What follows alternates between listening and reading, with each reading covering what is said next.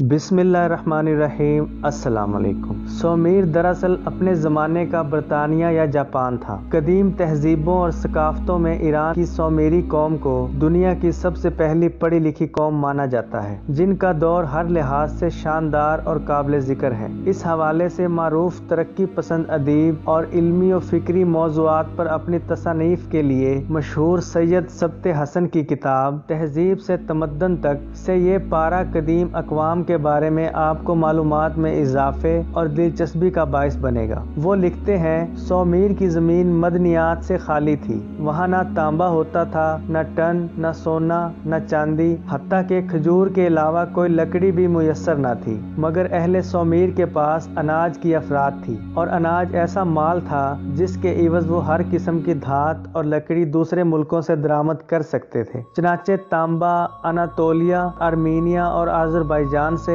कांसा Oman से, ton Iran और अफगानिस्तान से, चांदी कोहे ताउरास से यानी कि अनातोलिया से, सोना, हाथी दांत और कीमती लकड़ी वादी सिंध से, और दीवार की लकड़ी लुबनान से आती थी। अहले सोमेर इन खाम अशिया से निहायत उम्दा किस्म की मसनूआत तैयार करते थे और फिर उन्हें दूसरे मुल्कों के हाथ फरोख्त कर देते थे। सोमेर दरअसल अपने ज़माने का बरतानिया या जापान था। दरअसल अशियाए खाम की किल्लत किसी मेहनती और होशियार कौम के लिए कभी रुकावट नहीं बन सकती, बल्कि हौसला और हिम्मत की आजमाइश उन्हें नामसाद हालात ही में होती है। जिन लोगों की कुव्वत कमज़ोर और दिलो दिमाग ज़ईफ़ होते हैं, वो लोग हालात की सख्त गिरियों और जफा तलबियों के सामने हथियार डाल देते हैं और जमूद का शिकार हो जाते हैं। अलबत्ता जो कौमें कारज़ारे हस्ती में जहद और जफा कशी को अपना शुआर बना लेती हैं, वो तरक्की की दौड़ में दूसरों पर सबकत ले जाती हैं। सोमेर ऐसे ही जयालों की बस्ती थी। चनाचे महल और मोहब्बत की सख्त गिरियां भी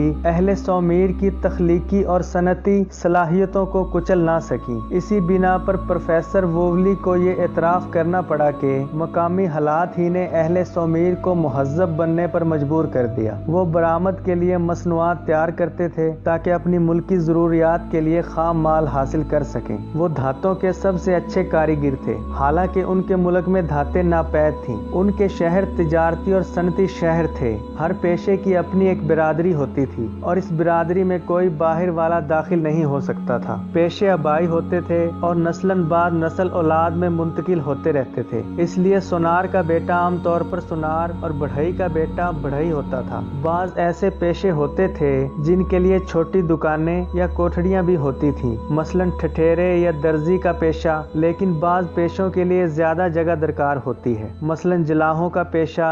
चनाचे कपड़ा बुनने के लिए आम तौर पर कारगाहों में काम करते थे। अक्सर बेशतर कारगाहें तो मंदिर की मलकियत होती थी, लेकिन बाज व्यापारियों की अपनी निजी कारगाहें भी थी। मंदिर की कारगाहों में मर्दों के दोष बदोश औरतें भी काम करती थी। कारीगरों को उजरत चांदी में अदा की जाती थी। गो इस वक्त तक सिक्के इजाद नहीं हुए थे, लेकिन चांदी का एक खास वजन जिस पर ठप्पा लगा होता था बतौर सिक्का इस्तेमाल होता था। ये उस वक्त की सबसे ज्यादा ज़हीन कौम मानी जाती थी।